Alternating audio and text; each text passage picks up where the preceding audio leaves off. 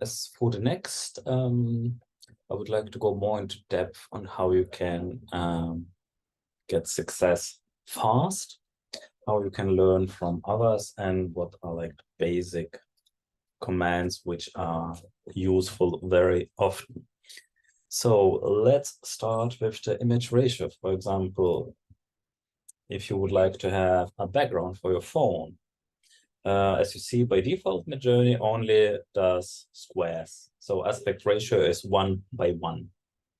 But what if we would like to have an background for a phone? Phone is 9:60. So we can just make what would be a nice painting of a nice summer Iceland, of a nice tropical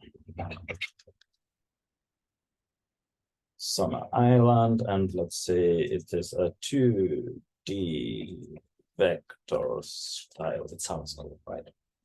And what I do now, dash dash aspect ratio dash dash RR, and now 9:16.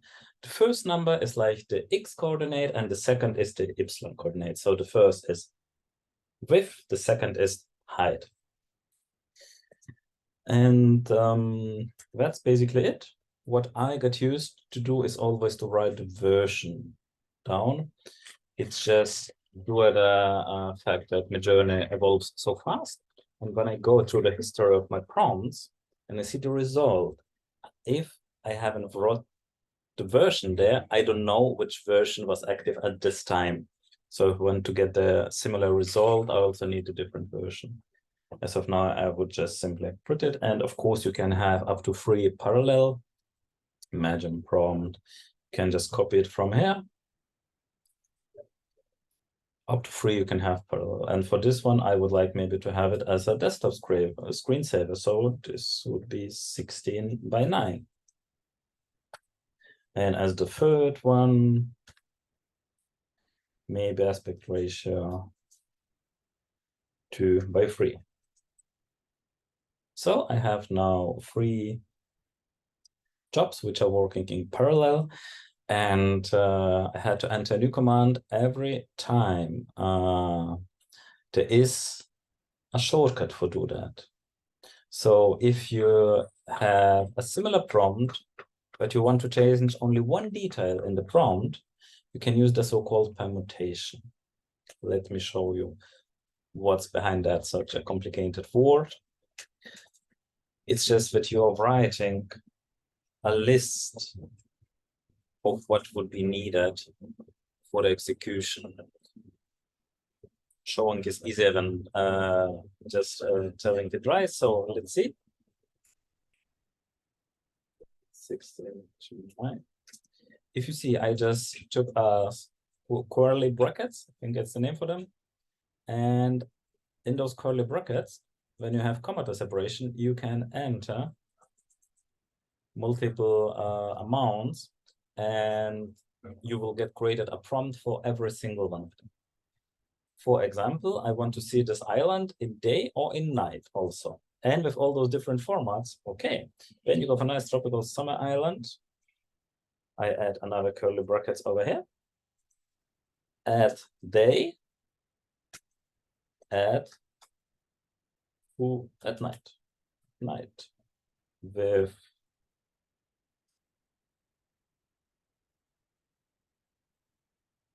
simply at night. Why not? Now I have, as you see, 2 curly bracket commands here. So it will iterate through every single one of possible combinations. We are getting now, if I click enter, 6 prompts. Because this is more than one, Midjourney asks you, are you sure? You can also show prompts. You will see what will execute it. I just click now on yes. And if I haven't made any grammatical mistakes, it will now execute 6 prompts for me. And here, as you can see, we just made for us just a background for the phone, tropical island, or for your desktop, or just a poster, I assume. while those renderings are going, because there will be 6 prompts. As you see, Midjourney executors 3 at one time, and the other 3 are in the queue. You can put up to 11 prompts into the queue if you have a lot of prompting going on. There is, if you would Google just for Midjourney docu, let's just go for Midjourney. Midjourney.com. If you just enter in Google Midjourney, you're getting to this site. And I'm already logged in, but I wanted you Midjourney docu to show, docs.midjourney.com. There are also hints of getting started using Discord user guide. Let's go on the user guide, and there you see different parameters. If you go to the parameters, you will see all of them. Aspect ratio is also at the top here. And I wouldn't start to overload you with all of them. But for the beginning, I would like also to show you the stylize and the chaos parameters, which are also very comfortable to be used with the permutations. And now, as you see, I'm getting islands at the day or at the night. So I just made one command line, I clicked enter, and I'm getting 6 prompts executors, 4 images per prompt. I'm getting a lot work done with just one single command. Another important thing on how you can learn what commands do what. If you go to Midjourney and log in, then you can see all the prompts and all the works from every other artist, prompter. And if you see something which you like, you can just very easily copy it. I go to the 3 dashes, copy full command. It's important to copy full command so that it also copies the parameters. Then you go back to Discord, imagine prompt, and you enter it. The full command also copies the parameters. And as of here, there is no version. So whoever have done it, he was just working with default, so he doesn't have the version hard-coded. And you just can click enter. Then you will get the similar image to this. So this is one easy way to experiment fast. Just go through the explore function of Midjourney, look for the pictures which you would like to recreate, and just copy them.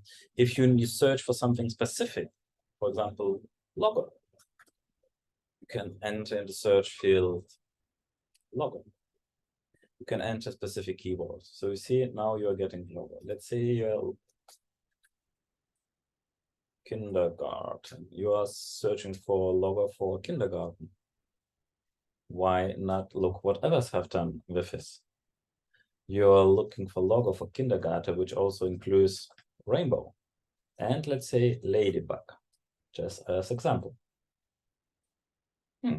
Now you already see some logos. This looks like a logo for me. Let me just copy the full command. I go back.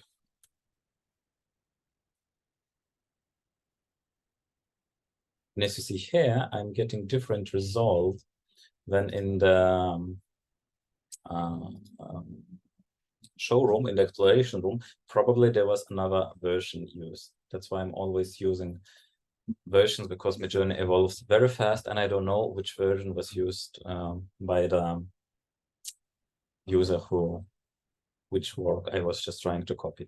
But now let's see, I'm trying to create flat vector logo of ladybug, purple, orange gradient. So this was the command. It also uses the stylize parameter, which we're going to also talk about.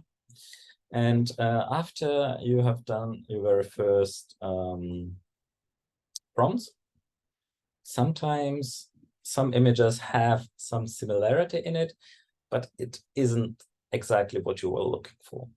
So like the first cheat would go and search in Midjourney explore, search what others have done, and took the prompt as one of the possible starting points. The second one is to upscale one of the images which are kind of okay, but not exactly what you were looking for, and then copy the image and use the describe command. The describe command, there you have to paste what you have copied and click enter. In the describe command, the Midjourney tries to analyze and understand what is on the image, and it gives you prompts for recreation of that image. As you see, this text was written by Midjourney. So as of now, I will just, I wonder if this imagine all would just had activated them all. This is new for me. The functionality, this is nice one because I often click on the imagine all. So now we are getting the descriptions from AI to this prompt. And maybe this will help you to get closer to your something which you like. Another possibility, which is only available now at v5.2, so it wasn't even available at Walk Together week, very strong. If you're very subtle, you are only tuning it minimal. You can click on it. And if you're very strong, you will get something similar, but different. So we can wait until it's all running. As you see, those are the images which were made from the prompts, which AI generated for us. It doesn't really look like a logo. And it also, only the first one has the logo in it. Yeah, well, second also. So let's see. By working with AI, it's often that you're getting things which you just can't use. It's just, you have to accept it that you have to create hundreds of images until you get something good. But like this one looks already similar. Yeah, this is the light variations of it. A very important and strong parameter is the hairs and the stylize parameters. Those gonna help you a lot. The house, or as is written here, influences how varied the initial grid images are. Like if you use a lot of hairs, you are getting unused, unexpected results. They are taking your prompt really seriously, then they are really experimenting and can result in awful or amazing results.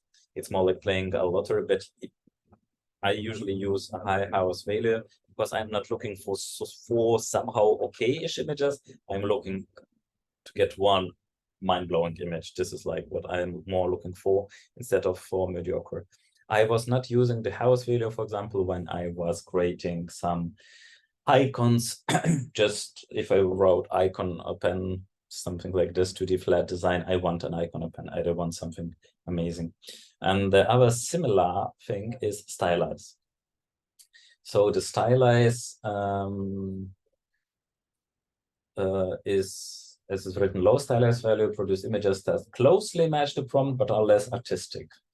And the high stylization create images that are very artistic but less connected to the prompt.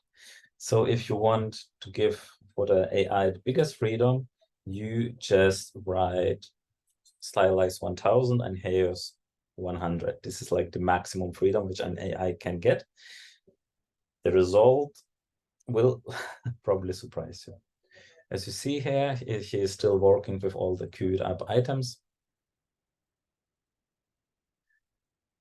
And I don't recall what was that. Oh, was it one of the, the girl comes to life by some that was different number 4 from it. It isn't really a ladybug, but okay, we have an image of that. So now let's try to do the same prompt, flat vector logo of ladybug. But let's use this, she's already using the stylize from 750. Let's use the same stylize, but also let's add chaos. Chaos 100. Oh no, and let's even increase the stylize to 1000. What I also like by create the logos is to make white background, just so that we have a background which is easier to remove later on if you want to work with this logo on the transparent side. Okay, now let's enter. Now we have maximum stylize, maximum chaos for this one prompt.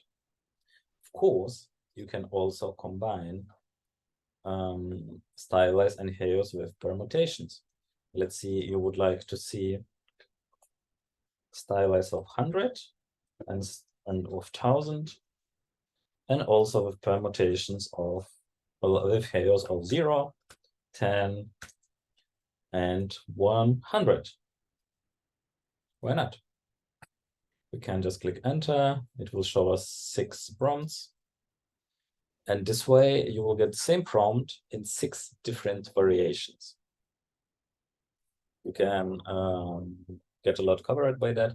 The limitation currently now is 10 prompts, which can be generated by one permutation command, at least for our business model. So 2 times 5 or just 10 is okay, but not anymore. So in this video, we just spoke about stylize, chaos, permutation, and strong query. Also, how you can describe any image. You can just copy any image from the internet. Let me just copy, I don't know, amazing sunset picture. Let's take any image. I just copy this image, copy image. I go back to Discord /d scribe and just paste. If you see the image over here, then it worked, and then Midjourney will analyze whatever it is. It doesn't need to be generated with Midjourney. It can be the image of your own. And then it is describing the image as good as it can. And if he recognizes some artists, it tries to give you the link to the artist. So let's visit the site of this guy, Santiago Rousseau. Let's click on the images that he made, and the AI thought that his style influenced this image. I would say happy experimenting. Just go to the gallery. If you are not seeing the explore part, or if you can't copy the full command, then just open Discord in the browser and log in there. If you are logged in Discord in the browser, because you don't need to log in, but you can, then the login credentials will be also, I assume the cookie will be set. And then this Midjourney just checks, okay, are you logged in Discord? Okay, you are logged in, and then you are having full access. So just log in Discord in the browser if you can't access the gallery. And play around with the gallery. Just search for whatever you like. Copy, explore, describe, use the describe function, use the stylize strong. I think it's enough for the first time.